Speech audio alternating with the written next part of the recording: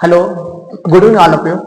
मी माझ्या चॅनलमध्ये सगळ्यांचा वेलकम करतो. मी प्राध्यापक रामचंद्र गाडेकर. काही लोकांनी मला विनंती केली की ही झालेली परीक्षा आहे सैनिक स्कूलची, ऑल इंडिया सैनिक स्कूल एक्झाम, त्याच्यावरचे क्वेश्चन पेपर सोडून पाठवा. तर त्या निमित्तानं मी तुमच्या समोर एक पेपर घेऊन आलेलो आहे. आता या ठिकाणी सेक्शन याच्यामधला हा पहिला पार्ट आहे, तो ए आहे. ए लँग्वेजचा पार्ट आहे, सेक्शन ए लँग्वेज.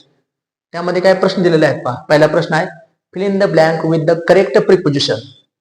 या ठिकाणी करेक्ट प्रिपोजिशनचा वापर करायचा आहे. He has retired dash dash dash the he has retired dash dash dash. या ठिकाणी हा प्रश्न आहे पहिला.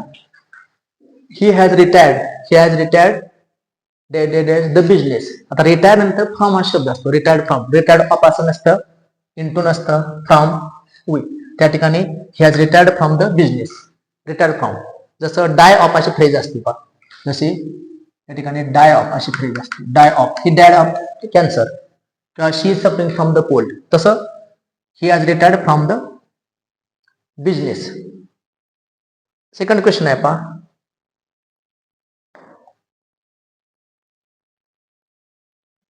या ठिकाणी सेकंड क्वेश्चन आपल्याला ते इथं पाहता येईल पहा. असा प्रश्न आहे की fill in the blanks with correct preposition. या ठिकाणी हा दिसतोय पहा. या ठिकाणी असा प्रश्न आहे, fill in the blanks with the correct preposition. या ठिकाणी योग्य त्या प्रिपोजिशनचा वापर करायचा आहे. Fill in the blanks with the correct preposition. Aeroplane is flying the cloud. Aeroplane is flying the cloud. आता ज्यावेळेस आपण असं म्हणत असतो, we are in the class, और a book is on the table, और the ceiling fan is over our head, and the sky is above अस. पण ज्यावेळेस आपण एरोप्लेनचा विचार करतो, तर एरोप्लेन काय असतं, क्लाउडच्या वरती उडत असतं, म्हणजे ओव्हर द स्काय. या ठिकाणी ओव्हर हा शब्द येतो, ओव्हर द स्काय. किंवा या ठिकाणी आपण असं म्हणू शकतो, आपण या ठिकाणी ओव्हर, या ठिकाणी ओव्हर येईल. ऍट येणार नाही, ऑल ओव्हरची पण गरज नाही, अबावची पण गरज नाही. अबाव कधी म्हटलं असतं आपण, आपल्यापासून अबाव असतं, पण क्लाउड पासून थोड्या अंतरावर असतं विमान, त्यामुळे ओव्हर येते. जसं आपण, तुम्हाला माहित आहे, डायग्राम अशा असते. एखादी गोष्ट इथं आहे पहा, एखादी गोष्ट इथं असेल तर ती ऑन असते, ऑन किंवा अपॉन. स्थिर गोष्ट असेल तर upon, a book is on the table. गतिमान असेल, the cat jump upon the table. त्याच्यापेक्षा वरती असेल तर आपण ओव्हर असं वापरतो, ओव्हर किंवा across. Ceiling fan is over our head, and the birds were flying across the trees. चावरून पार करणे, आणि खूप उंचीवर असेल तर अबाव असं आहे. The sky is above us, तसं खाली below. They live below us, under. He is under a table, और he is under the tree, and beneath. The ship sank beneath the waves. अशा रीतीने पर्याय असतो. आता या ठिकाणी असा पर्याय, identify the adjective from the given option. Adjective विचारले.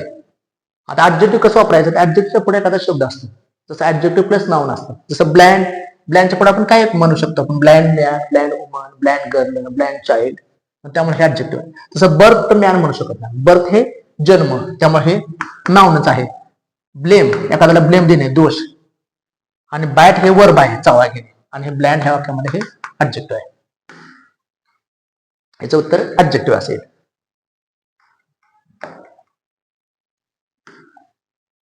त्यानंतर चौथा प्रश्न आहे पहा, fill in the blanks with the most suitable option given below. She has dash dash dash for 1 month leave.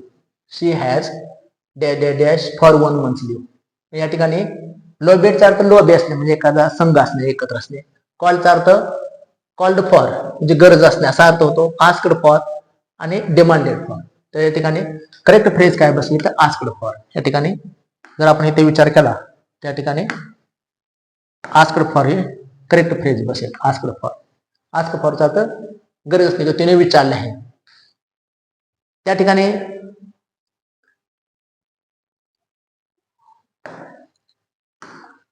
पुढचा प्रश्न आहे पहा. नेक्स्ट, एक मिनिट. या ठिकाणी हा प्रश्न हा झाला, चौथा झाला. त्यानंतर या ठिकाणी पाचवा प्रश्न इकडे आहे पहा. पाचवा प्रश्न इकडे आहे. या ठिकाणी असं आहे पहा. The choose the word that is opposite to demolish. आता डिमॉलिश या शब्दाचा अर्थ आहे एखादी गोष्ट नष्ट करणे. डिमॉलिश या शब्दाचा अर्थ आहे नष्ट करणे, नष्ट करणे किंवा नाश करणे, डिमॉलिश. त्यामुळे इरेक्टचा अर्थ उभारणे. त्यानंतर डिसमेंटल याचा अर्थ सुद्धा हे करणे, रद्द करणे किंवा खराब करणे किंवा एखादी गोष्ट पाडून टाकणे. रेचा अर्थ सुद्धा उभारणे आहे किंवा एखादी गोष्ट नष्ट करणे. त्यामुळे डिमॉलिश ह्या शब्दाच्या विरुद्ध अर्थ नष्ट करणे, त्या विरुद्ध काय म्हणायचं इरेक्ट, एखादी गोष्ट उभारणे असा अर्थ निघेल. डिमॉलिश या शब्दाचा अर्थ आहे इरेक्टच्या विरुद्ध हा शब्द निघेल. आता या ठिकाणी पॅराग्राफ दिलेला आहे पॅसेज. ते पॅसेज वाचल्यानंतर आपल्याला त्या शब्दाचा अर्थ कळेल. काय पॅसेज दिलाय पहा, खूप छान पॅसेज आहे. Question 6 to 10. Read the passage carefully and answer the questions given below. Dr. APJ Abdul Kalam was the 11th President of India. He was a great man with a high level of intelligence. He was born and raised in Rameshwaram, Tamil Nadu. He studied physics at the St. Joseph's College, Tiruchirappalli, and aerospace engineering at the Madras Institute of Technology, MIT, Chennai. He was a good student throughout his school years. Popularly known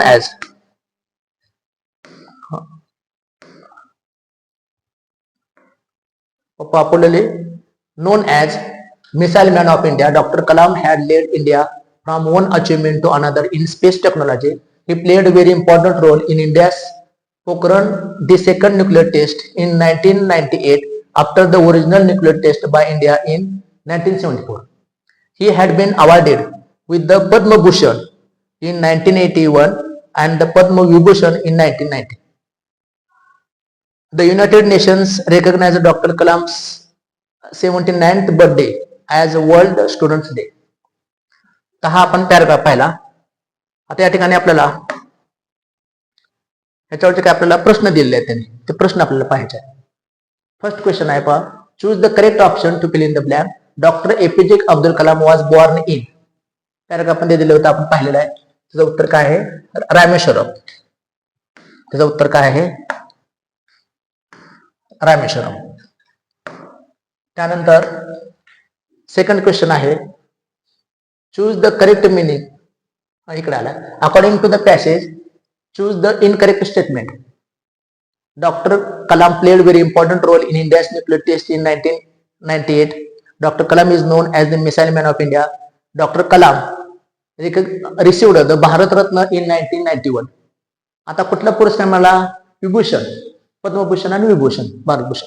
doctor APJ Abdul Kalam was the 11th president of India. त्यामुळे ह्या ठिकाणी आपल्याला काय चुकीचं काय उत्तर निघालं, आपल्याला जे करेक्ट नाही ते उत्तर आहे doctor Kalam received the Bharat Ratna मिळालं. त्यानंतर पहा, choose the correct option. Choose the correct option. The United Nations recognise doctor Kalam 79th birthday as. तर काय world students day. World students day. Next No, Dr. Kalam had led India from one achievement to another in space technology. Identify the part of the speech of the technology from the given sentence. आता technology हा शब्द काय आहे? Technology for the space technology. Space हे adjective आलेलं आहे वाक्यामध्ये. Space किंवा स्पेस नाउन पण म्हणू शकतो आपण. स्पेस टेक्नॉलॉजी ऍडजेक्टिव्ह आणि हे नाउन आलेलं आहे. त्यामुळे या ठिकाणी हा उत्तर, याचं उत्तर काय असणार आहे? इथं नाउन असं असणार आहे, नाउन. नेक्स्ट पर्याय आहे पहा,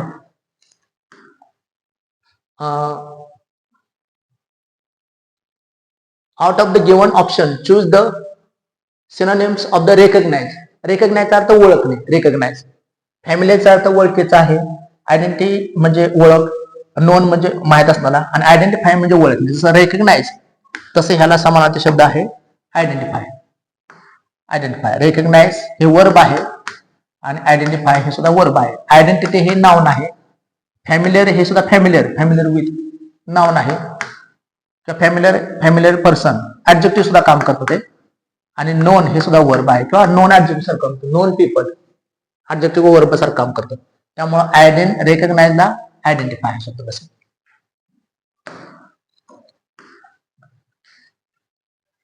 नेक्स्ट क्वेश्चन आहे पहा. 11 क्वेश्चन इकडे दिलेला आहे पहा.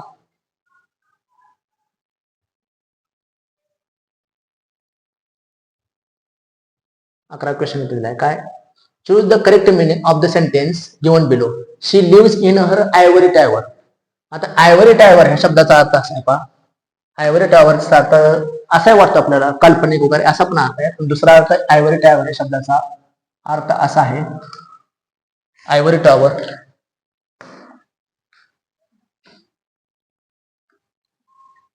ज्याला काय म्हणतो आपण इथं the distant from the society, isolated person. She lives in a difficult situation, she lives in an imaginary world असे म्हणू शकतो आपण. पण she lives on a beautiful tree house or she lives in an isolated building. त्यामुळे correct पर्याय आहे isolated building. कारण ह्याचा अर्थ आहे आयसोलेटेड आहे. आयव्हरी टॉवरचा अर्थ म्हणजे far away from the real world. Choose the correct meaning of the phrase one's cup of tea from the following option. Sometimes we can say that grammar is my cup of tea, or sometimes for him mathematics is his cup of tea.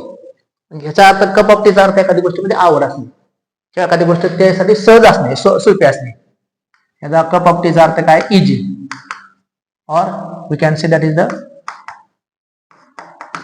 Liking. त्यामुळे पर्याय one to one's liking, to keep distance, not to care, to be carried away असे येणार आहे. Next आहे पुढचा question आहे पहा. Identify the tense of the following sentence. You have been working very hard. या ठिकाणी you have been working very hard ह्याचा जर स्ट्रक्चर बघितलं काळाचं सेंटेन्स रचना काय पहा. You have been working very hard. त्या ठिकाणी यू हॅव बीन वर्किंग हा सब्जेक्ट आहे. या वाक्यामध्ये हे पहा, ह्या वाक्यामध्ये सब्जेक्ट आहे. यू ह्या वाक्यामध्ये सब्जेक्ट आहे. हॅव बीन वर्किंग हे वाक्यामध्ये वर्ब आहे. आणि व्हेरी हार्ड ह्याला एक्स्ट्रा पार्ट आहे, ऍडव्हर्बचा पार्ट आहे. तर हॅव बीन वर्किंग तर हा कोणता टेन्सचा सूत्र आहे पहा. म्हणजे subject plus have oblique has plus been plus VING आणि प्लस काय करलाय एक्स्ट्रा भाग असेल तो एटसेट्रा. तर हा काय आहे प्रेझेंट परफेक्ट कंटिन्युअस टेन्स. त्यामुळे जो उत्तर येणार आहे present perfect continuous tense. Fill in the blanks with the correct degree of the comparison. Do you work than Neelam. Do you work much than Neelam, most than Neelam, more than Neelam, और the most than Neelam. Do you work आता जर comparison असेल positive degree comparative degree, तर comparative degree मध्ये more येतं. जसं much, many, मोर आणि most दोघा तुलना असल्यामुळे या ठिकाणी हा शब्द आलेला आहे, मोर हा शब्द आलेला आहे. पुढचा सेंटेन्स आहे 15. Fill in the blank with the correct degree of the comparison. Arun ran of all. आता ऑफ ऑल म्हणजे सगळ्यांची तुलना केलेली आहे, म्हणजे पॉझिटिव्ह, कंपॅरेटिव्ह आणि सुपरलेटिव्ह. त्यामुळं इथं जर तसा विचार केला त्या ठिकाणी आपल्याला इथं पॉझिटिव्ह मध्ये काय असतं फास्ट. समजा इथं पॉझिटिव्ह डिग्री असेल पॉझिटिव्ह, कंपॅरेटिव्ह अँड सुपरलेटिव्ह. तर कंपॅरेटिव्ह पॉझिटिव्ह मध्ये फास्ट असू शकतं, कंपॅरेटिव्ह मध्ये फास्टर आणि सुपरलेटिव्ह मध्ये फास्टेस्ट. एकापेक्षा अनेक असतो ना केलेल्या आहे. त्यामुळे ऑफ ऑल अनेक आहेत म्हणून या ठिकाणी फास्ट शब्द आहे. मग फास्टेस्ट नाही येणार, फास्ट आणि फास्टेस्ट हे पर्याय.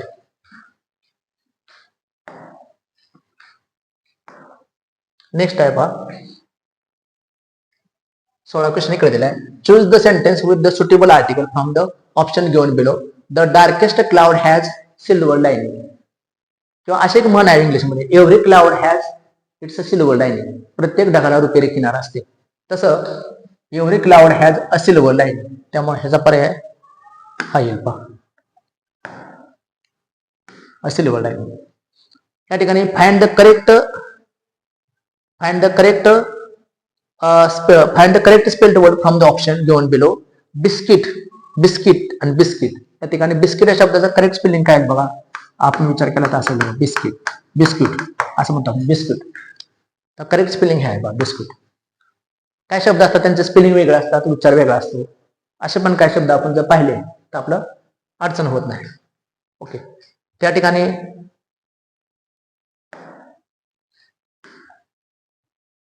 नेक्स्ट क्वेश्चन आहे 18वा. Identify the sentence in which simile is used. Simile म्हणजे अलंकार आहे, उपमा अलंकार. My love is like a red red rose और I wondered lonely as a cloud.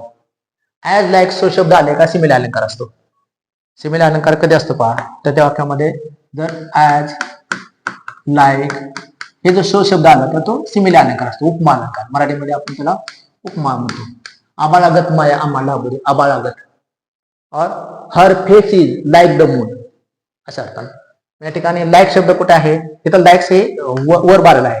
He plays cricket नाही, he is running, he runs like a leopard, like a leopard हे पर्याय. तो बिबट्यासारखा पळतो किंवा चित्त्यासारखा पळतो, लाईक अ लेपर्ड. लाईक ह्या ठिकाणी इथे काय आलेलं आहे, प्रिपोजिशन म्हणून आलेलं आहे आणि नाउन फ्रेज आलेलं आहे म्हणून लाईक बरोबर. हे तर ह्या ठिकाणी लाईक हे वर बाजू आहे, हे नको आहे.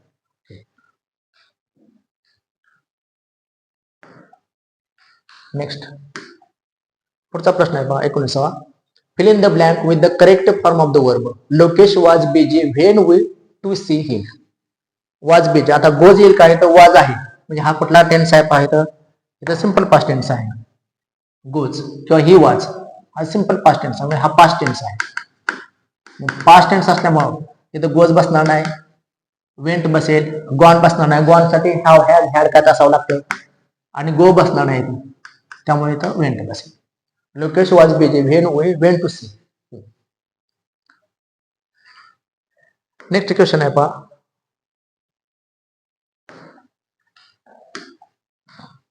Fill in the blanks with the correct option. Fill in the blanks the correct form of the verb.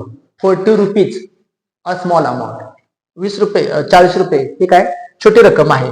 मग 40 रुपीज जर इथं प्लुरल शब्द असला तरी रक्कम एकच आहे 40 रुपये. त्यामुळे या ठिकाणी इज पर्याय बरोबर येतो. या ठिकाणी अशा ठिकाणी पर्याय इज हा असतो.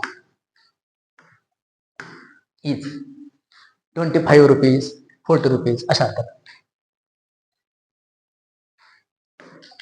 त्यानंतर आपण या ठिकाणी पुढचा प्रश्न आहे पहा, इकडे आहे 21 प्रश्न. प्रश्न या ठिकाणी असा आहे 21वा. Fill in the blanks with the correct form of the verb. If I doctor I would serve the poor. जर मी डॉक्टर असतो तर मी गरीब लोकांची सेवा केली असते. आता असणे म्हणजे ही जी थिंग आहे ही काल्पनिक गोष्ट आहे. जसं if I were bird I would fly in the sky. If I were horse I would run fast. If I were the prime minister of India I should stop the corruption. काल्पनिक गोष्टी असतात. मग अशा वाक्यामध्ये नेहमी काय असतं, अशा वाक्यामध्ये आपण नेहमी वेअरचा वापर करतो. If I were doctor I would serve the poor. I was येणार नाही, आय हॅड बीन येणार नाही, आय नाही. कारण आय नंतर नेहमी हे सगळे शब्द येतात, पण अशा वाक्यामध्ये एक्सेप्शन वेअर येत. Fill in the blanks with the suitable conjunction. I don't know that she left the house. त्यानं का घर सोडलं हे मला माहित नाही किंवा का. I don't know where she left असे येणार नाही. I don't know why, I don't know but, I don't know why. या ठिकाणी I don't know why she left the house, I don't know where she left the house असे येणार नाही. और but हे येणार नाही आणि व्हाईल येणार नाही. बट हे दोन कॉन्ट्रॅक्शन थिंग सांगण्यासाठी येतं. व्हाईल हे दोन्ही गोष्टींमध्ये एकाच वेळी दोन्ही गोष्टी क्रिया घडल्या असेल तर व्हाईल येतं. या ठिकाणी कारण व्हाय उत्तर येईल.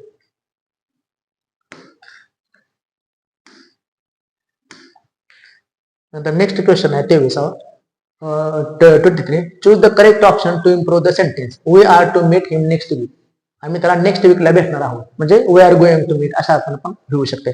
त्यामुळे वी वुड बी हे पास्ट कन्स्ट्रक्शन आहे. त्यानंतर या ठिकाणी हॅव मीटिंग असे येणार नाही, वेअर टू मीट येणार नाही, तर आर मीटिंग येणार आहे. नेक्स्ट आहे 24वा. Choose the correct option. Choose the correct question tag from the given option to complete the sentence. Everything is fine. अशा वाक्याचा जर वाक्यामध्ये एव्हरीथिंग आला असेल, जर वाक्यामध्ये एव्हरीथिंग, समथिंग, आणि नथिंग हे जर शब्द आले असेल त्यांच्यासाठी आपण सर्वनाम म्हणून इटचा वापर करतो. आपण इट वापरतो. त्यामुळे if the statement is positive tag is negative आणि if the statement is negative then the tag is positive. मग वाक्य होकार आहे म्हणून नकारार्थी करा इजंट इट. आणि याच्या उलट इथं आहे बघा fill in the blank with the suitable question tag. There is no doubt. There is no doubt. आता जर देअर ची सुरुवात झाली असेल तर देअरच घेतो आपण क्वेश्चन टॅग म्हणून. त्यामुळे क्वेश्चन टॅगच्या ठिकाणी आपल्याला इथं देअर शब्द घ्यायचा आहे. क्वेश्चन टॅग येईल. आता हे ठिकाणी इज आहे पण नकार आहे मग फक्त इज ठेवायचा आहे. If the statement is positive tag is negative आणि if the statement is negative then the tag is positive. वाक्य होकारार्थी असेल तर क्वेश्चन टॅग नकारार्थी असतो. वाक्य नकारार्थी असेल तर क्वेश्चन टॅग होकारार्थी असतो. त्यामुळे इथं इज देअर हा पर्याय आहे. तर अशा रीतीने मी क्वेश्चन पेपर सोडून दिलेला आहे. काय लोकांनी, काय पालकांनी, काय शिक्षकांनी, काय विद्यार्थ्यांनी मला विनंती केली. सगळ्यांच्या विनंतीला मान देऊन मी हे क्वेश्चन पेपर सोडून देत आहे. तर सगळ्यांनी असंच लाईक आणि सबस्क्राईब करा. थँक्यू.